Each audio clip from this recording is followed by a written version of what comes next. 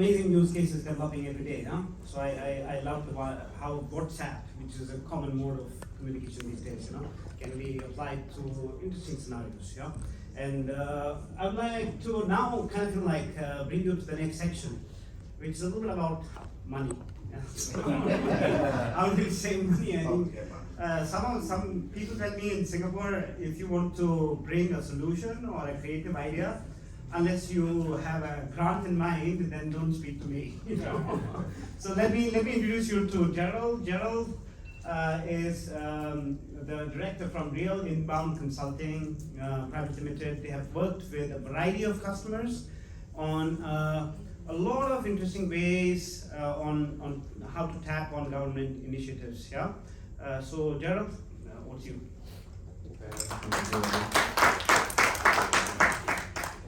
Okay, good morning, everyone. Very happy to see all the faces on Friday morning. The weekend is near.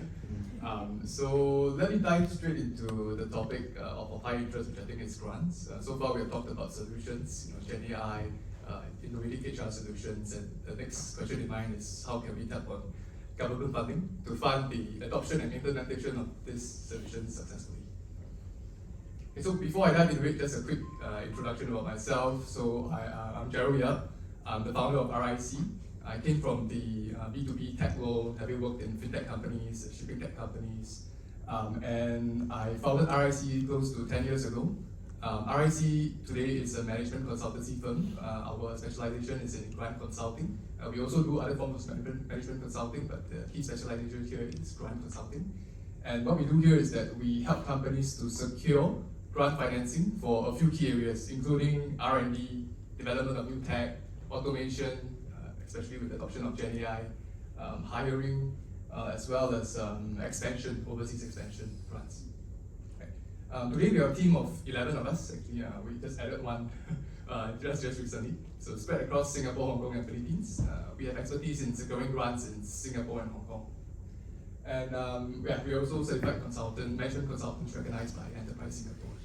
So a bit of personal facts about myself. I'm a father of two very young and energetic boys. And the weird thing about me is that I love bugs and insects, so that's like my pet praying mantis from many years ago. We're gonna unfriend you. I'll send you pictures of the praying mantis very soon. Okay, so before, again, last slide before I go into the meat of grants, right? So just setting some context here. When we talk about digitization, right, what comes to mind? Number one would be adopting new technology to improve operational productivity. So this would be a very good case for whatever CK mentioned just now, about using Gen AI to automate your customer acquisition workflow, right? So that's one form of digitization. Second form is to innovate, which is especially for companies looking to come up with a new tech product to disrupt yourselves, right? And then come up with a new tech product and commercialize it for new streams of revenue. I think that's the second form of digitization that's at the back of SME owners' minds. Third type is, of course, after having done your new technology, you might want to think about scaling it globally, because digitization is all about coming up with a scalable business model, right? So scaling your product is also, to me, part of digitization, right? And lastly, engaging consultants, because a lot of times you need to bring in external expertise to make sure you know where your gaps are, and to bring in thoughts that you wouldn't have otherwise gotten from your team when it comes to digitalization. So digitalization also means to be engaging competent consultants to help you digitalize. Right. So some quick Q&A. Can I know if anyone has stepped on any government grants before to execute any of the above initiatives? Only Gecko. Okay. So that's actually something very encouraging to me. It means that whatever I share could be of some value to you. Okay. Second question: how many are looking to do this, to execute such initiatives soon? Right. And yeah, I believe there are many more hands that stay hidden, but maybe after this you would be more inclined towards a yes. Okay, so the thing is that there are grants available in Singapore that can help to actualize all the initiatives I mentioned, including adoption of new technology like Gen AI, automation systems, as well as HR, innovative HR solutions. Okay, so from here on, every slide is so wordy. Okay, but I will try not to bore you too much. I'll just go through the key information. The fact is that I'm giving a lot of info about grants, so there has to be some words to some extent. let me talk about the first grant, which is called EDG Product Development. Okay, EDG stands for Enterprise Development Grant. Okay, so this grant will be especially useful for Singaporean companies which are looking to develop your own technology product. Right? And the key here is that you need to develop a product to sell. Okay? So what the government would fund is actually the costs relating to developing and commercializing this product. Okay, let me bring your attention to the first point, which is the eligibility. So companies need to have at least 30% local shareholding in order to tap on this grant. It can't be the first product of the company, which means it doesn't typically fund startups. Right? It needs to be something innovative in the industry, and it needs to be eventually commercialized to give you revenue streams. By the way, how do I use the laser?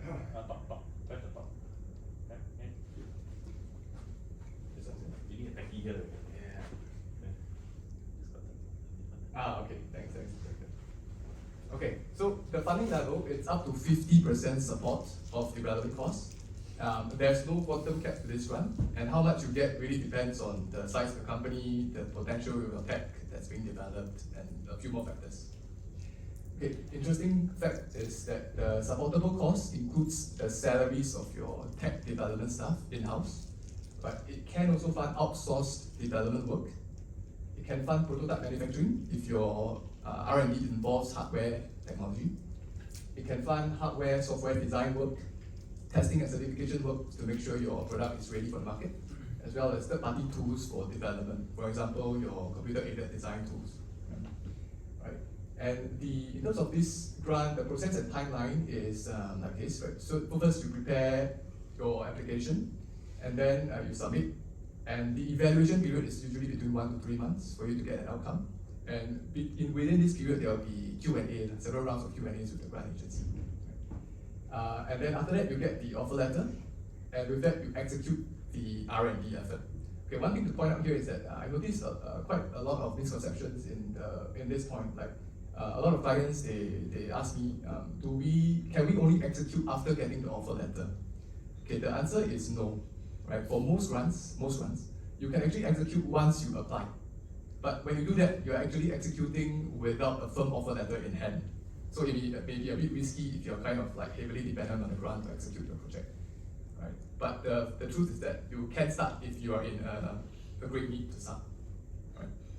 Okay, then after execution, which means after your R&D is done, you will need to prepare and submit for claims, and there will be a few rounds of claim evaluation by the auditor as well as by the grant agency's officers.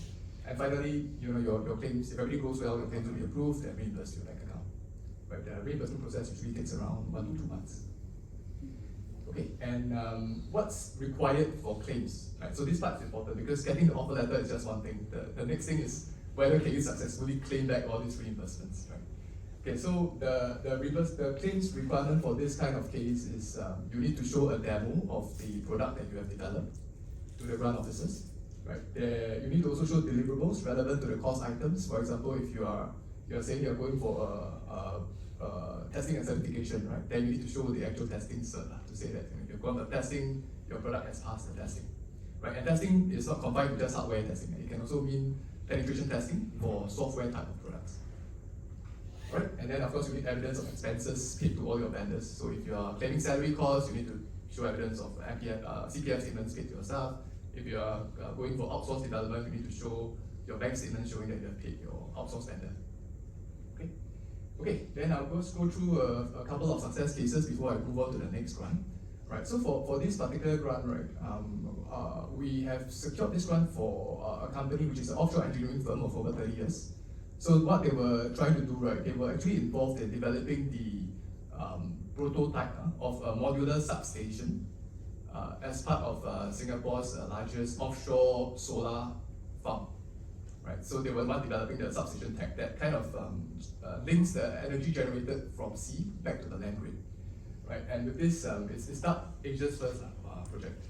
And for that, we secured a grant of about 300K, more than 300K, at 50 to 70% support of various cost categories, including salaries of their in-house engineers to develop this technology, as well as third-party software, especially for remote monitoring of the installation in the sea.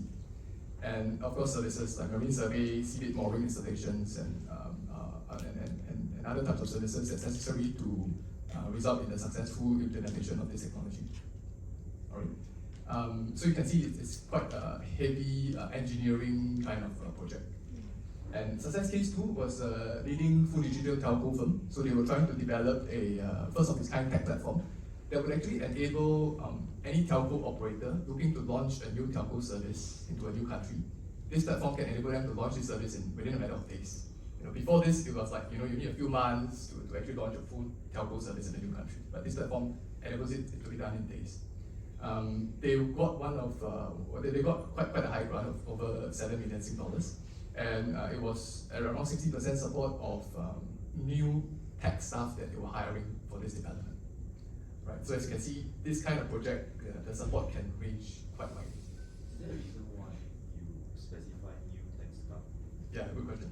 So the grant agencies, right, they favor funding new hires because there's a KPI to increase local jobs, right? So that's why the word new is quite important. But that said, it doesn't mean that existing accounts are excluded from funding. They may consider funding a few key existing accounts for the R&D. But one thing to note is all must be local staff. Oh my god, yeah, you Yeah. just answered. I just answered. I just answered it. Okay, That's the question I was gonna answer. There are exceptions to this. We have seen some clients where they actually got funding for EP employment pass for overseas staff, provided they are of critical R&D roles and they are based here working in Singapore. So there's still a chance of funding EP. But in general, it's more in favor of funding local staff, local vendors, local work. Yeah.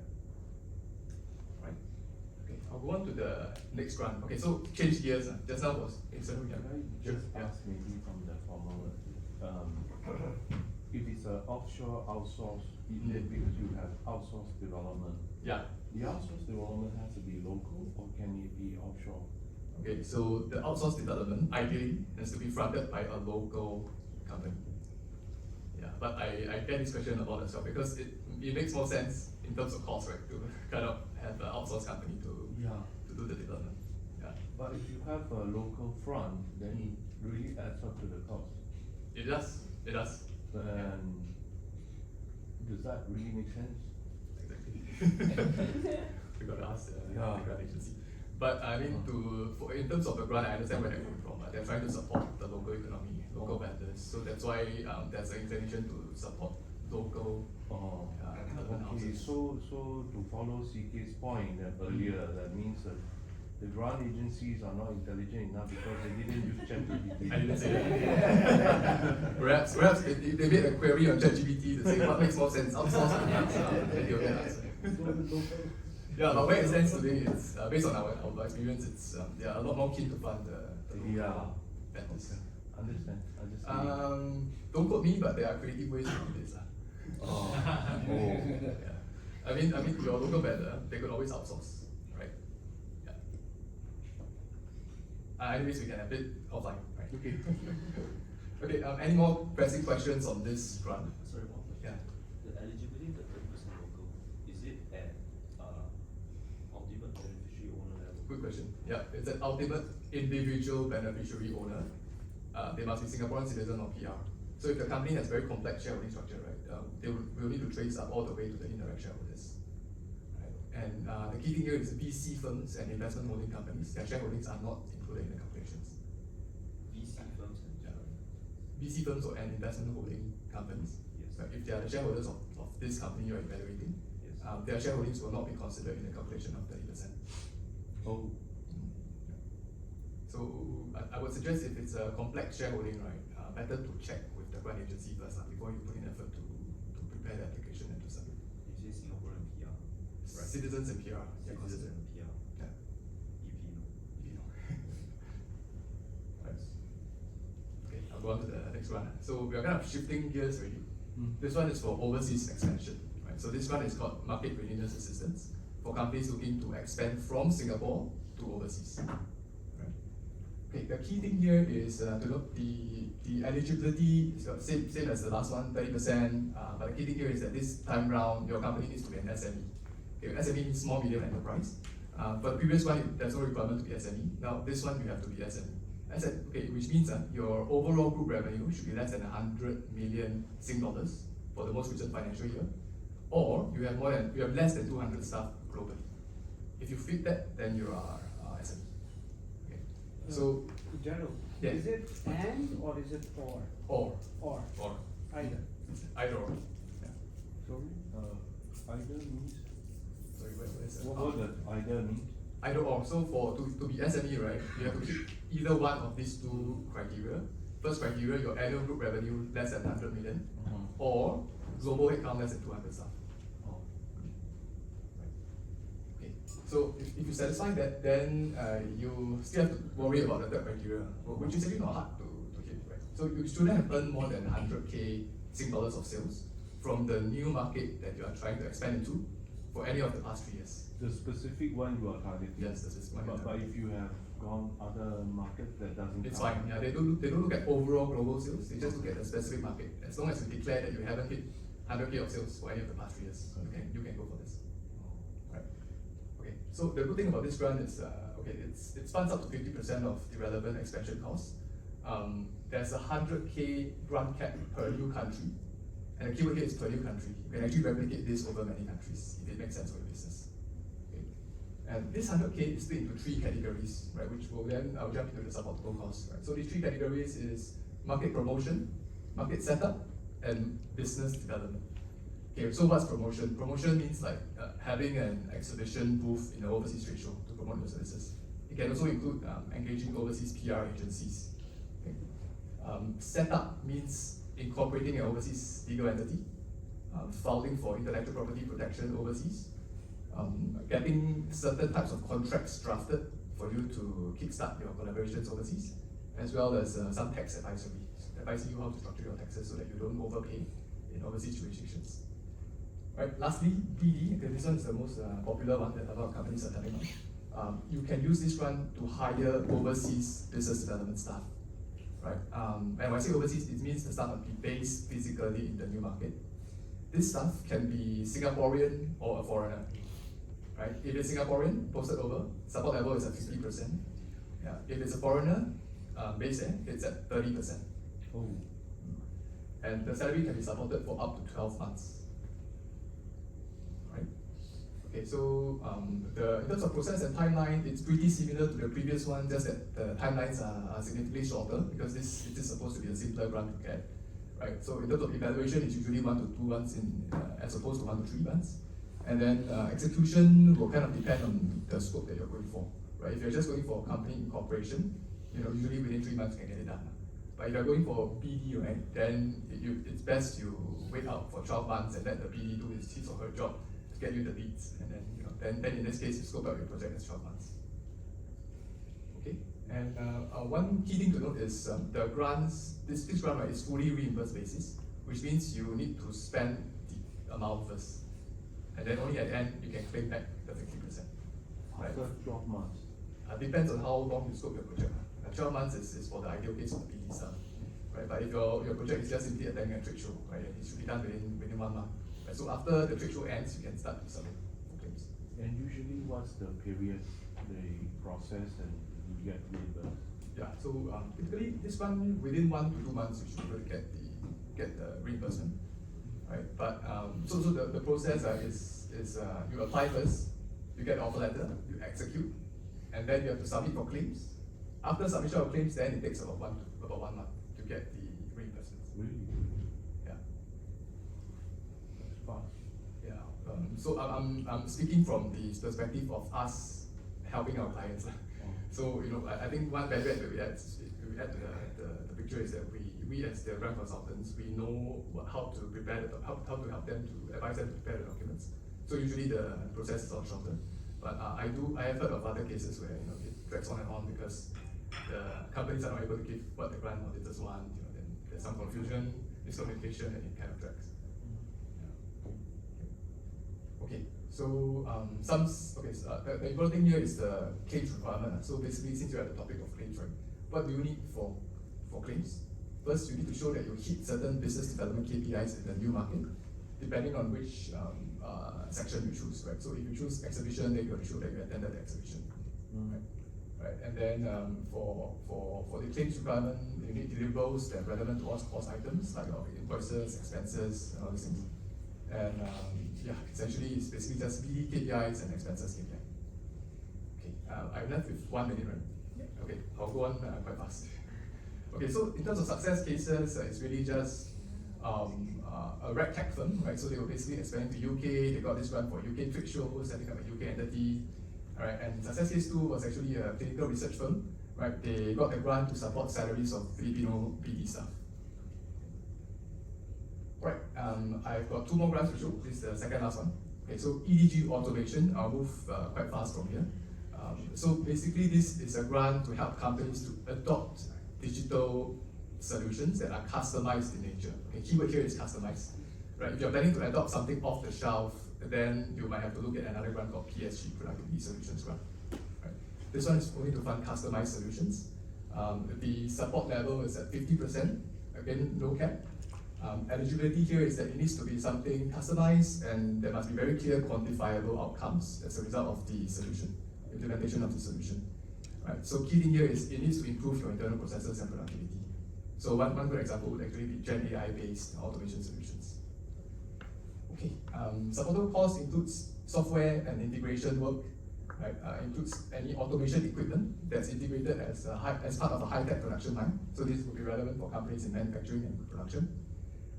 It includes training on the software or automation solution, and it includes also salary of an internal project manager to manage the successful implementation. So I'll just jump straight to the case studies, right? So there were cases where we helped a meat distributor in Singapore of over 50 years. They implemented a system to automate the meat processing lines across 3 levels of their factory. So the grant they got was close to 1 million Sing at 50% support, which means the actual cost is actually around 2M. And what they got funded for are equipment and conveyor systems that automates the whole line, including some deboning automation equipment to debone the meat, for example, right? And essentially they were funded the full cost of the system integrators fees, because for this project, because it's quite complex, it requires a system integrator to design a solution and to provide the relevant software and hardware. Okay, second case study was a established water solutions engineering firm serving clients like Marina Bay Sands. So they implemented customized Internet of Things trackers to track the water installations across their projects in Asia. They got about a $250,000 grant at 50% support, and they were funded outsourced software development costs as well as hardware development of their IoT devices. Okay, final grant I'll go through is the EDG core capabilities.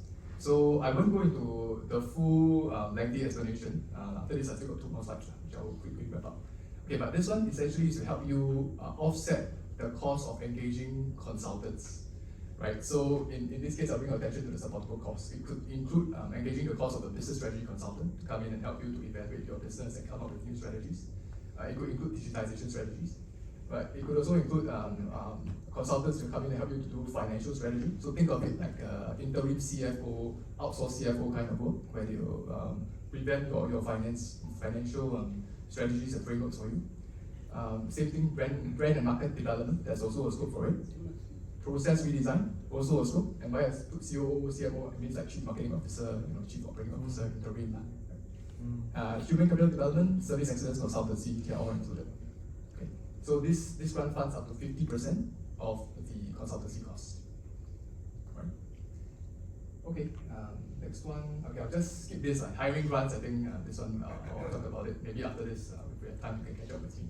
Essentially, there are grants in Singapore that can help you to hire new Singaporean staff. New Singaporean? Yeah, new Singaporean staff. Yeah. Okay. You can go through this. I can? I'm not hold up too much. Okay, I'll just take a minute. 30 seconds. Alright, so the hiring grants, right, in Singapore, they can help offset the cost of any newly hired Singaporean staff. And the salary support can be 70 or 90%, depending on the age of the staff that you hire. The grant is called Career Conversion Program. Right? So there are more grants than just CCP. There are a few others like SG, like mid-career pathways, etc. But for this, I'll focus on just CCP. Okay, so the thing is that, yeah, 70 to 90%, and then 70% is for below 4-year-old, 90% is for above 4-year-old. For 70%, support is kept at 5K grant per month for typically 6 months, right? And then for 90%, it's kept at 7.5K grant for typically also 6 months. Why I say typically is because the period of support may vary depending on which program that we go for. The key thing here is that it needs to be career conversion, right? So meaning the staff that joins you needs to have converted in terms of their job scope or position or what they're doing, right, from their previous role to their new role. Okay. All right. So I'm coming to the end. So there are other grants that you can explore, including certain very niche grants by Monetary Authority of Singapore. Singapore Tourism Board has grants also for projects that can bring overseas the tourism footfall to Singapore. You have grants by, you've got a suite of hiring grants, as for the third point. There's also a grant by NTUC called Company Transformation Grant that enables you to fund equipment and solutions regarding digital transformation. A whole list of others, right, but I won't go through, but the idea here is just to show you that Singapore is a place with very good grant support. Okay, second last slide, right? So I'm just going to dive into some tips for application success, because I think after hearing about this about grants, you may be thinking, how do I be successful in applying? Right, so the first tip here is that do up your project costing very strategically. Try not to include any costs that are unqualifiable for support. Because if you do include, and then the officer kind of has to take it out of the cost that they are supporting, but at the same time, you may be still obliged to spend the same amount. So in this case, you're actually getting a lower effective grant support on the overall costing. Right? So be very careful when you cost your project and when you submit it to the grant agency. And also be very sure to make it reasonable. I mean, just make sure that your cost is also reasonable in terms of market price and what other vendors are charging versus your preferred vendor. Right? For outsourced type of costs, you need to get competing quotes to show that you have done due diligence. So it's related to my first point about reasonableness of costs. You need to also show the ability to fund your project fully, because the grant agencies will always look out for your cash flow viability. Whether your company has enough cash to fund the project before you get the reimbursement from the grant agencies. This is something that they really look out for. So how they would assess this is either through your financials or through showing of corporate bank statements. Right, and then you need to also quantify your project benefits with figures. This is in the part where you're doing a proposal writing.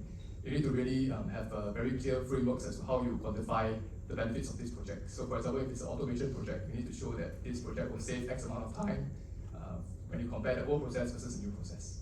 Right? For different types of grants, there are different ways to quantify. Right, and this is something that a lot of companies, they don't really pay attention to, which is the business impact forecast. So notice that for some of you who have submitted grants, right, usually in the business grant portal, they'll ask you to forecast some figures in terms of like what kind of impact will this project bring to your revenues, your headcount, your salary, to the taxes that you pay, right? So this part is actually very important. In the back end, grant officers usually they will calculate the economic value add of this project, which is how much value add will it bring to the economy if they fund this amount.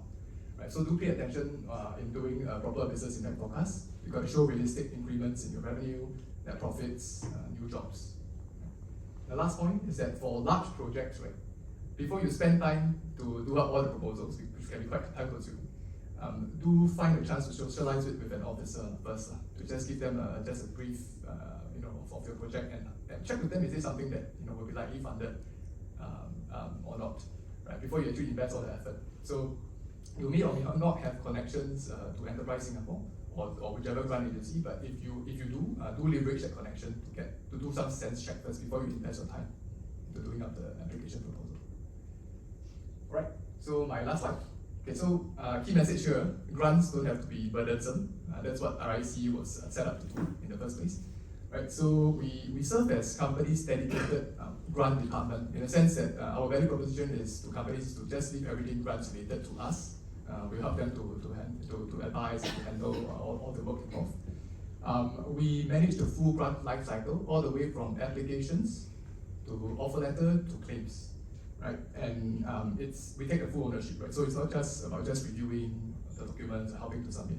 We actually come up with the proposals with them because we are certified management consultants, so we have consultancy framework to help to do up proper grant proposals that really sync up with whatever impact you're trying to achieve. And here, so just a whole range of what we do in terms of from start to end, including preparing proposals, analyzing the offer letter on certain key terms that they should take note of, so that they don't go out of alignment in terms of their execution, preparing final program reports, and helping them with the claims process. Okay, so our clients typically what they get is like timely approvals, optimal funding outcomes, smooth reimbursement process, and very ultimately a peace of mind when it comes to tapping on grants. Okay, and our fees typically is on success basis only, so we try to make it as risk-free as possible to the clients. Right. So that's about it for grants. Sorry I had to rush through the last few slides, but actually there's a wealth of information to share. So if any of you have any questions after this, feel free to get in touch with me or the rest of my team. I'll be here during lunch.